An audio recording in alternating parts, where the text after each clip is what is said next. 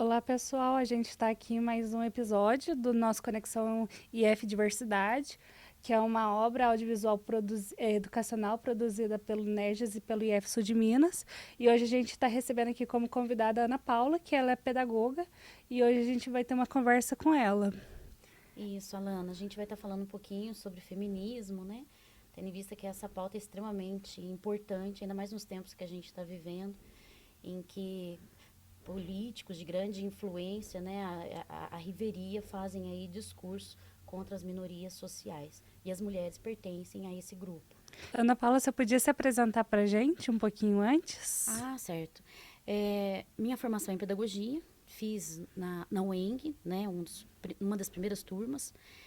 E lá a gente já começava a perceber essa questão da desigualdade de gênero, né? Uma vez que na nossa sociedade é muito bem estabelecido quais são as profissões majoritariamente para mulheres e quais são as profissões majoritariamente para homens. E a gente também percebe, né, que as profissões destinadas ao campo feminino são aquelas cujo salário acaba sendo bem mais inferior em relação ao do homem. Então ali já começa, né, um despertar em relação a isso. Terminei o curso de pedagogia, fui lecionar no cursinho pré-vestibular Educafro, e que tinha a aula de cultura e cidadania. E aí, para justamente ajudar nesse processo de consciência social, né, de quem sou eu no mundo, nesse processo junto com os alunos, então quem sou eu enquanto classe social, quem sou eu enquanto gênero, quem sou eu enquanto etnia, me levou a algumas literaturas feministas.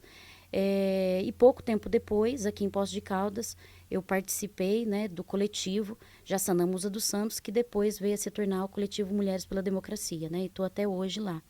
E aí por isso que eu tenho aí um pouquinho dessa trajetória dentro desse campo. Incrível essa trajetória. E aí o tema da nossa entrevista hoje vai ser por que feministas?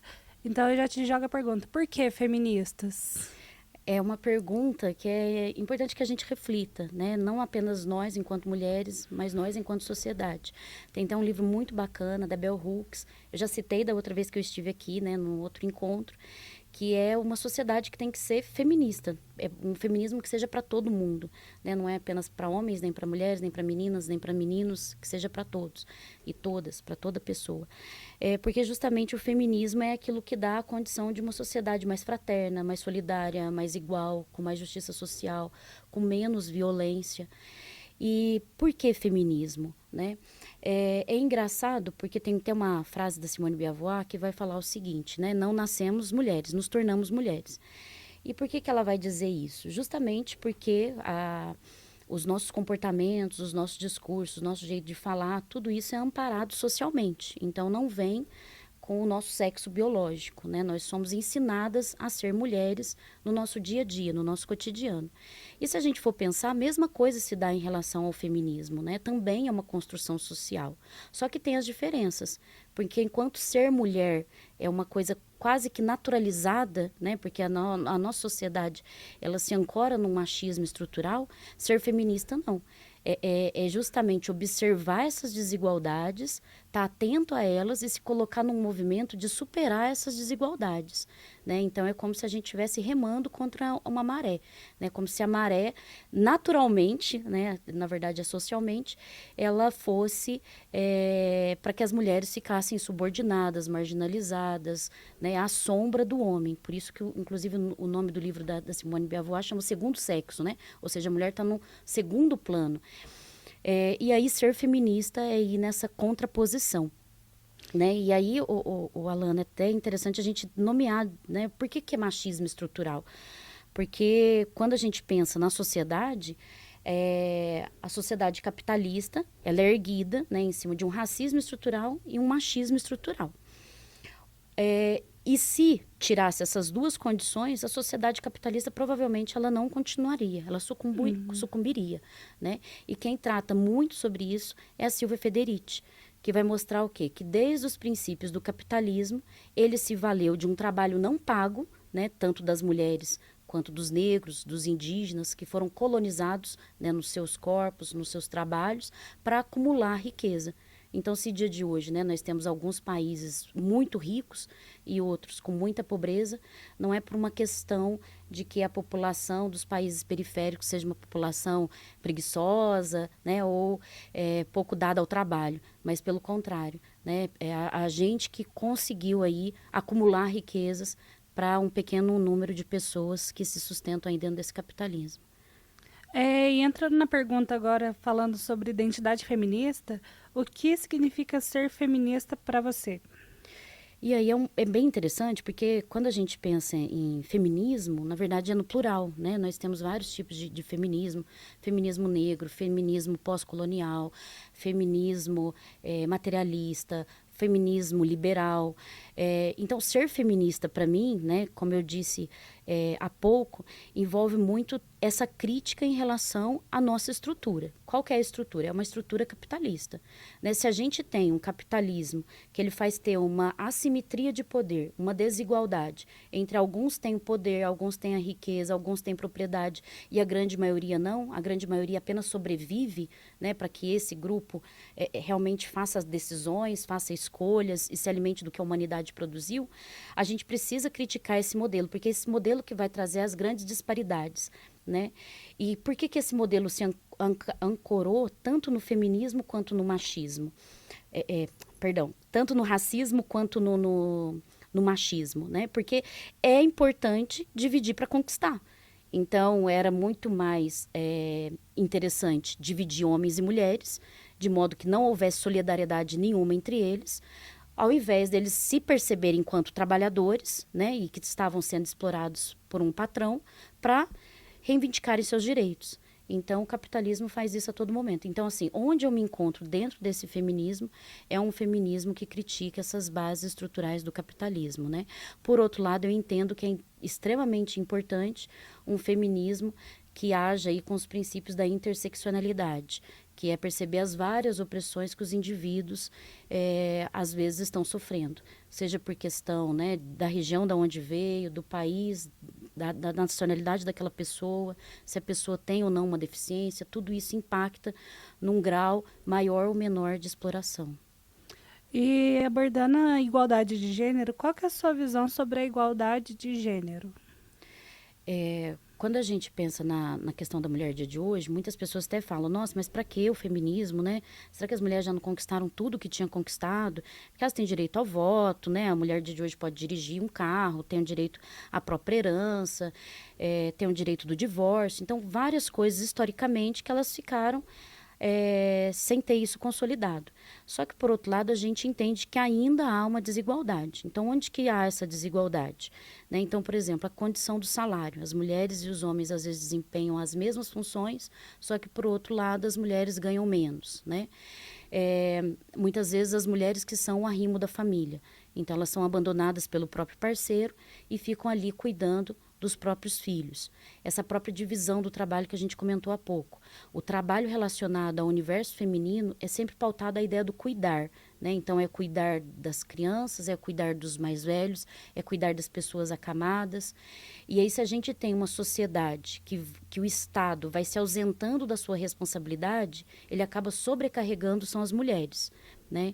Então, à medida que um Estado não provê, por exemplo, educação infantil, quem que acaba cuidando dessas crianças? Né? As mulheres, às vezes, têm que abandonar os seus próprios projetos, os seus próprios trabalhos, para ficar por conta daquela criança.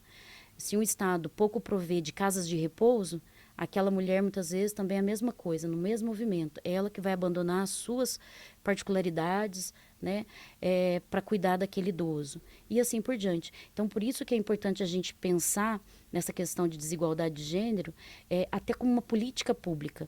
Porque muitas pessoas, às vezes, pensam que lidar com o machismo é apenas no campo comportamental, no campo individual. Ah, não vou fazer piadinhas machistas, né, vou rever minha linguagem. Isso é extremamente importante, né, como processo da gente se colocar como sujeito de combate às violências, às microviolências. Só que não basta apenas uma questão individual, né? É necessário também uma questão coletiva.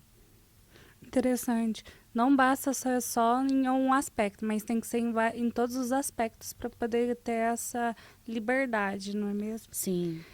E sobre representação e a voz das mulheres, como que a gente pode apoiar e empoderar as mulheres para que elas possam se expressar e ser ouvidas? Você sabe que, assim, quando eu estava na faculdade, um autor que a gente leu muito, né, que é um educador brasileiro, que às vezes é mais respeitado fora do Brasil que dentro do Brasil, é o Paulo Freire. Exatamente. E o Paulo Freire tinha uma frase belíssima, né, que ninguém liberta ninguém,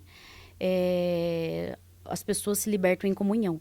E aí a gente pode pensar isso em se tratando, né, do movimento feminista e do movimento de empoderamento, ou seja, a gente não empodera ninguém, né, a gente se empodera em comunhão.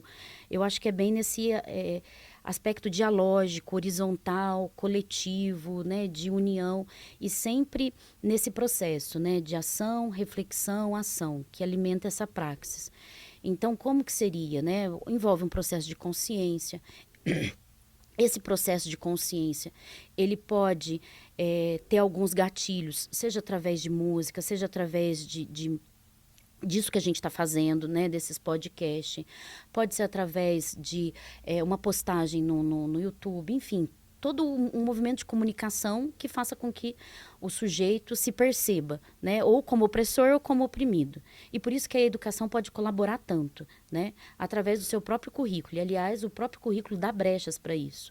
Alguns educadores ficam com medo, receosos, né, principalmente nos últimos anos que a gente teve muitos ataques com essa linha de, estão doutrinando meu filho. Não, não há uma doutrinação. Né? Os educadores, quando eles vão trabalhar, lecionar, eles se apoiam em documentos oficiais. E os documentos oficiais, o que vão falar? Sobre convivência democrática. Então, independente da orientação do estudante, ele tem que ser respeitado no seu direito.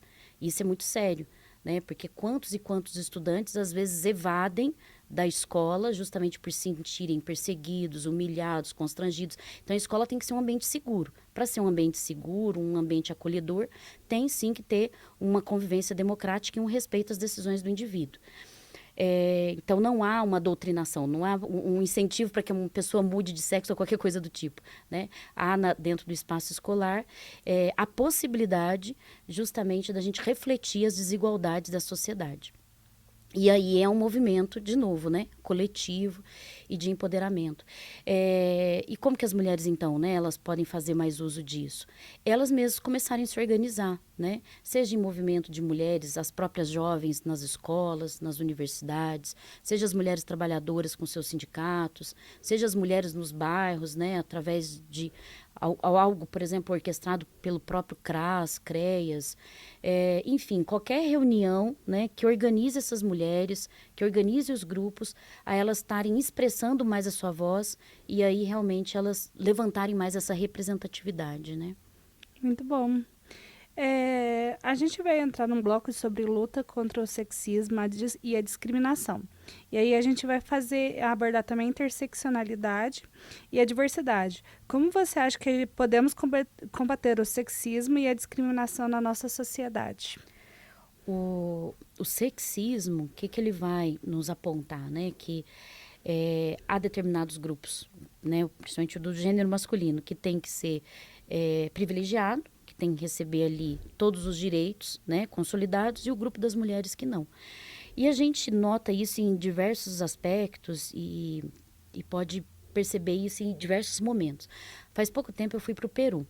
E aí achei tão interessante, porque na hora que ia visitar a cidade, podia ser tarde da noite, 10 da noite, e era muito comum a presença de mulheres trabalhadoras, sabe? Só que não eram mulheres em idade produtiva, eram mulheres mais velhas, né, dos seus 70, 75 anos, que já deveriam estar descansando em casa, né, tendo um momento maior para o lazer, e ali com aquela trouxa imensa nas costas, né, vendendo seus chales, seus panos, suas blusas ali para os turistas. E quando a gente ia fazer as visitas também nas cooperativas, principalmente as cooperativas que faziam todo o processo, desde a criação da lhama até a tosa, até a transformação daquilo, né, em blusa, também era uma cooperativa de mulheres. O que é interessante, né? É interessante, por um lado, a gente vê as mulheres unidas em cooperativas, isso é bacana. Mas na hora que a gente visitava essas mulheres, elas estavam acompanhadas pelos filhos, né? E por que isso? Porque é muito comum ainda não ter o direito resguardado da criança ter o acesso à educação infantil. E aí quem que fica com esses filhos, né? De novo, as mulheres, né? Então, como que, quando a gente pensa em avanço dos direitos humanos, ele não avança igual e em todo lugar, né? Basta a gente lembrar do próprio Brasil, né? Se a gente visitar, talvez, cidades mais interioranas, cidades do Nordeste, do Norte, o quanto que essas mulheres vão estar sendo muito mais exploradas por essa dupla, tripla jornada. E quando a gente pensa nessa questão das mulheres e dessa exploração, e por isso que é importante a gente fazer o combate ao feminismo liberal. Porque que o feminismo liberal ele vai falar? Ele vai falar assim, ó, seja o que você quiser, né? Tem aí uma gama de opções para isso. Só que nesse seja o que você quiser, tem aquela mulher, principalmente a mulher branca, né, que já teve uma escolaridade, conseguiu fazer uma faculdade, tem uma vida mais confortável e consegue pagar ali uma outra mulher para fazer as tarefas domésticas, né, a tarefa que ela não faz. E geralmente quem que faz essas tarefas domésticas? A mulher negra, a mulher periférica, a mulher que teve pouca escolaridade. Então o feminismo liberal vai fazer isso, né? Na verdade ele vai romper esse laço de solidariedade entre as mulheres, porque umas vão continuar em situação, em status de poder e outras não. Então, quando a gente pensa em interseccionalidade, é muito importante que a gente pense em combater esse tipo de feminismo, porque esse tipo de feminismo ainda vai manter essas discrepâncias sociais. E por que também é legal a gente combater esse feminismo? Porque vamos pensar, né? Até pegando o gancho do que está acontecendo atualmente, que é com a questão da discussão da jornada 6x1. Se a gente estivesse numa sociedade hipotética, mas não é impossível, porque em algum momento sonharam também da gente ter uma carga horária de 8 horas de trabalho diária, né? Antes era 10, 12 horas no início ali da Revolução Industrial. Então não é impossível disso acontecer.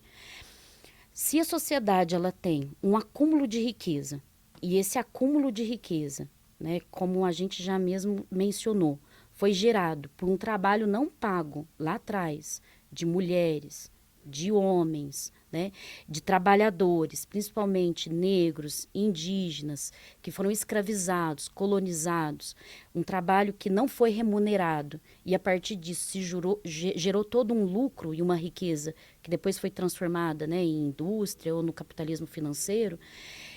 Por que não haver essa divisão dessa riqueza para que todos nós possamos aproveitá-la? Todos nós, homens, mulheres, né, crianças, pessoas mais velhas e tudo mais.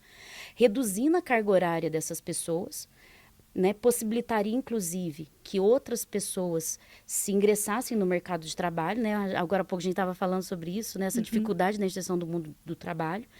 Porque enquanto umas pessoas fariam, por exemplo, o turno da manhã, outras fariam o turno da tarde, né? A economia ia continuar girando. Por outro lado, todas as pessoas teriam mais direito ao ócio, ao lazer, ao descanso.